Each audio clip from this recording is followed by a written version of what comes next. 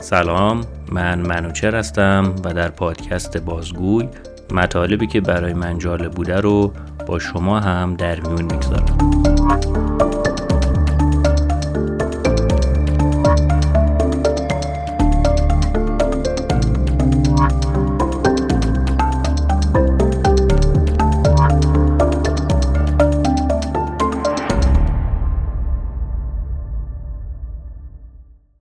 در این اپیزود میخوایم بدونیم نسل کشی چیه، چطور اتفاق میفته و آیا میتونیم اون رو پیش بینی کنیم و جلوش رو بگیریم؟ بعد از شنیدن این اپیزود متوجه میشیم که احتمال به وقوع پیوستن چنین جنایتی خیلی هم کم نیست. I want to speak to you today about a subject that is somehow difficult for many people to hear about. But I want to help you understand it. The subject is genocide.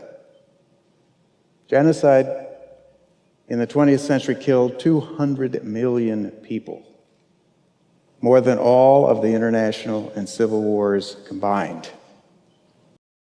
در زبان انگلیسی به نسل کشی میگن جنوساید که خود این کلمه ریشه یونانی داره.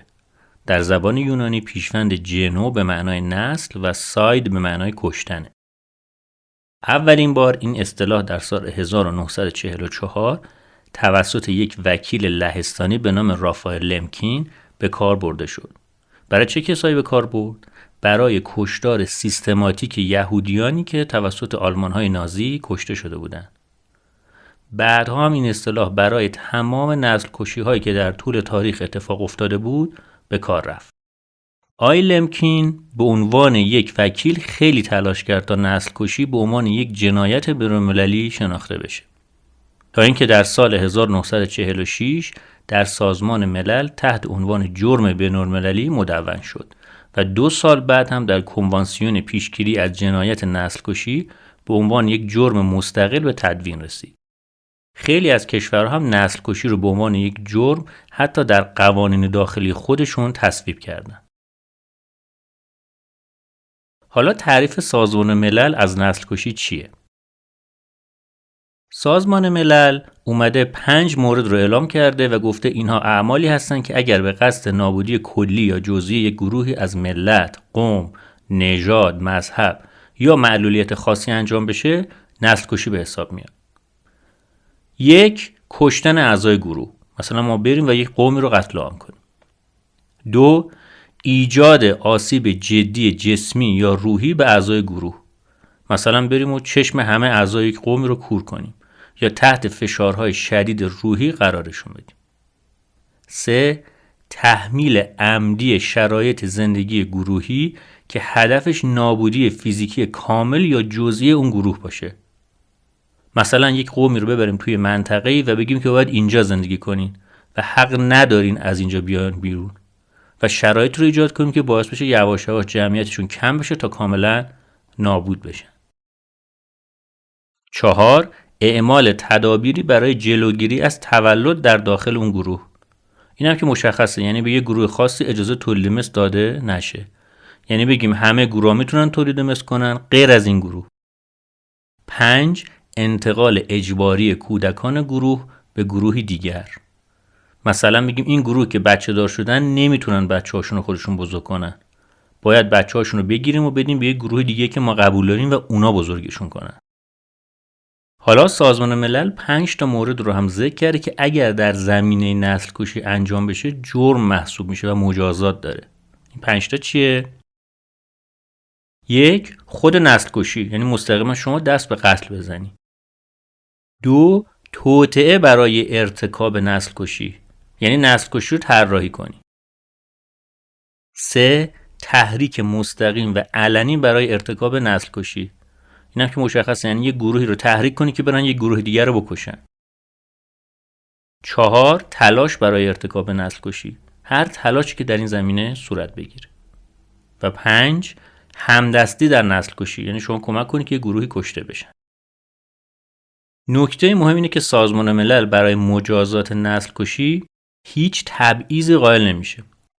یعنی شما چه یه آدم معمولی باشی و یا یه آدمی که سمت سیاسی یا مذهبی یا اجتماعی داره، اگر مرتکب به نسل کشی شده باشی باید در دادگاه حاضر بشی تا محاکمت کنن. در ضمن سازمان ملل گفته که این قوانین فقط مربوط به دوران جنگ نیست، یعنی در هر شرایطی اتفاق بیفته جرم محسوب میشه. حالا میخوایم ببینیم نسل کشی چطور اتفاق میفته. آقای دکتر گرگ استنتون که هم دکترای حقوق داره و هم دکترای مردم شناسی و در دانشگاه جورج میسون آمریکا سالهاست روی نسل کشی تحقیق میکنه، میگه وقتی که مشکلات اقتصادی زیاد و شرایط زندگی برای مردم سخت میشه، مردم سعی میکنن دلیل این مشکلات رو پیدا کنن و این بهترین زمانه برای سیاستمدارای تندرویی که میخوان محبوب بشن. میان اعلام میکنن که ما راه حل برون رفت از این شرایط رو بلدیم و اون راه حل اینه که گروه‌های خاصی از مردم رو مقصر میدونن و قول میدن که اگر از شر اینا خلاص بشیم مشکلات جامعه برطرف میشه و این امر میتونه منجر بشه به حذف عمدی افرادی که نژاد، قوم، مذهب، جنسیت یا معلولیت خاصی دارن و این یعنی نسل کشی.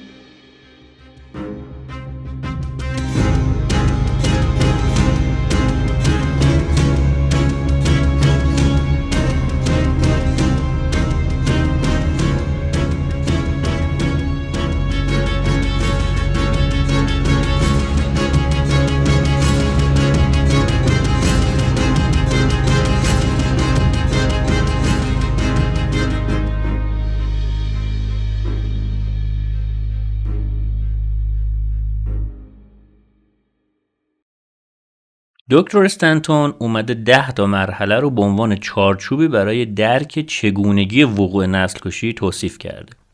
این چارچوب قراره به ما کمک کنه تا علائم هشدار دهنده اولیه در زمینه جنایت علیه بشریت رو شناسایی کنیم و بتونیم به طور بالقوه از این فاجعه انسانی جلوگیری به عمل بیاریم. البته این 10 مرحله همیشه به ترتیب اجرا نمیشه و ممکنه به طور همزمان هم انجام بشه. خب این مراحل چیه؟ مرحله اول رو بهش میگن مرحله کلاسیفیکیشن یا دسته‌بندی. یعنی تندروها اول میان افراد رو بر اساس ویژگی‌های متفاوتی که دارن به گروه‌های جداگونه تقسیم میکنن. این اغلب برای اینه که ذهنیت ما خوبیم و اونا بدن رو ایجاد کنن و اون گروه رو به عنوان مقصر مشکلات به وجود اومده سرزنش کنن. مرحله دوم مرحله سیمبولایزیشن یا مرحله نمادسازیه. یعنی میان نمادها یا نامه‌هایی رو به اعضای اون گروه اختصاص میدن. هدف چیه؟ ایجاد شکاف در جامعه و روشن ساختن این که چه کسی به چه گروهی تعلق داره. مرحله سوم مرحله دیسکریمینیشن یا مرحله تبعیضه. در این مرحله گروهی که مسلطه و قدرت در اختیارشه برخی حقوق یا امتیازات گروه دیگر رو سلب میکنه. قوانین جدیدی میذاره که آزادی افراد رو محدود میکنه. شاهد افزایش پرخاشگری نسبت به برخی افراد خواهیم بود که باعث میشه شکاف اجتماعی بیشتر بشه. مرحله چهارم رو بهش میگن دیهیومنیزیشن یا نگاه غیر انسانی. در این مرحله گروه ضعیفتر اغلب با حیوانات یا بیماری ها مقایسه میشن، چون از بین بردن ویژگی های انسانی افراد توجیه خشونت علیه اونها رو آسان‌تر میکنه. مرحله پنجم ارگانیزیشن یا سازماندهی هستش. در این مرحله اراذل و اوباش و شبه نظامیان با حمایت طبقه حاکم وارد میشن و دست به خشونت میزنن. در این مقطع حکام دارن با دقت برنامه ریزی مراحل بعدی نسل کشی رو انجام میدن. مرحله ششم مرحله پولاریزیشن یا دو قطبی کردنه. تندروهای افراطی میان گروه مقابل رو شیطانی جلوه میدن و سعی میکنن جامعه رو به طور کامل با شعار یا با مایی یا با اونا به دو گروه تقسیم کنن. افراد معتدلی هم که میخوان تنش‌ها رو کاهش بدن اغلب به عنوان دشمن شناخته میشن و صداشون در گلو خفه میشه. یعنی عملا شما نمیتونید بی‌طرف بمونید. مرحله هفتم preparation یا آماده سازی هستش. اینجاست که جنایتکاران برای کشتار دست جمعی یا به قول یکی همه کس کشی برنامه ریزی میکنن. اونا قربانی ها رو با نام یا شماره شناسایی میکنن. محل زندگی اونا رو زیر نظر میگیرن و شروع میکنن به تهیه اسلحه و امکانات برای رسیدن به هدفشون. مرحله هشتم رو بهش میگن persecution یا آزار و اذیت. در این مرحله خشونت تشدید میشه. گروه قربانی به طور سیستماتیک در معرض آزار و اذیت، کوچ اجباری و سوء استفاده قرار میگیره. اغلب هم همه این موارد تحت پوشش اقدامات امنیتی اتفاق میفته. مرحله نهم extermination یا مرحله نابودیه. کشتار دست جمعی آغاز میشه. جنایتکارا به قربانی خودشون به چشم انسان نگاه نمی کنن و معتقدن که جهان رو باید از این عناصر نامطلوب پاکسازی کرد و با این کار استفاده از خشونتشون رو توجیه میکنن. مرحله آخر یا مرحله دهم denial یا انکار هست. کسانی که مسئول این جنایت هستن جنایت خودشون رو انکار میکنن. شواهد رو از بین میبرن و دائما هم قربانی ها رو مقصر میدونن و تلاش میکنن تا تاریخ رو به نفع خودشون بازنویسی کنن و اعلام میکنن اقداماتشون به نفع مردم و جامعه بوده.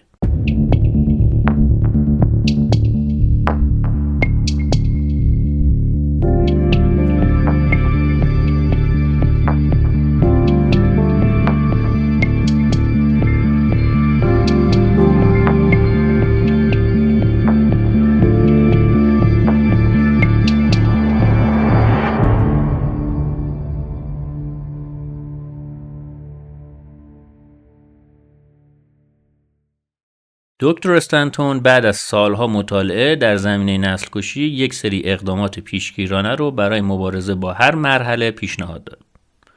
اون معتقده که مهمترین چیز اینه که افراد جامعه درست آموزش ببینن و گفت با بالا بردن سطح تحمل اونا برای پذیرفتن تنوع فرهنگی و نژادی در جامعه میشه از وقوع چنین فاجعه هایی جلوگیری کرد. ولی با این وجود عقیده داره که در نهایت فقط یک مداخله بین‌المللی میتونه جلوی چنین فاجعه‌ای رو بگیره. در نسل‌کشی‌های آلمان، کامبوج، رواندا و جاهای دیگه کمک از خارج خیلی دیر رسید. به همین دلیل دکتر استنتون یک سازمان غیر انتفاعی ناظر بر نسل‌کشی رو در سال 1999 تأسیس کرد تا از وقوع تراژدی‌های بعدی جلوگیری کنه. اون همچنین راهکارهایی رو هم برای ترمیم جامعه‌ای که درش نسل کشی اتفاق افتاده ارائه میده. دکتر استنتون میگه بعد از وقوع چنین فاجعه‌ای به هیچ وجه نباید اون رو انکار کرد. جنایتکارا باید پاسخگو باشن و آسیب‌های روحی روانی که به افراد وارد شده باید حتما مورد توجه قرار بگیره. اینطوری شاید بازماندگان بهبود پیدا کنن و جامعه بتونه برای اتحاد مجدد تلاش کنه. Love is more powerful than evil. And justice is stronger than genocide. And life triumphs over death. Thank you.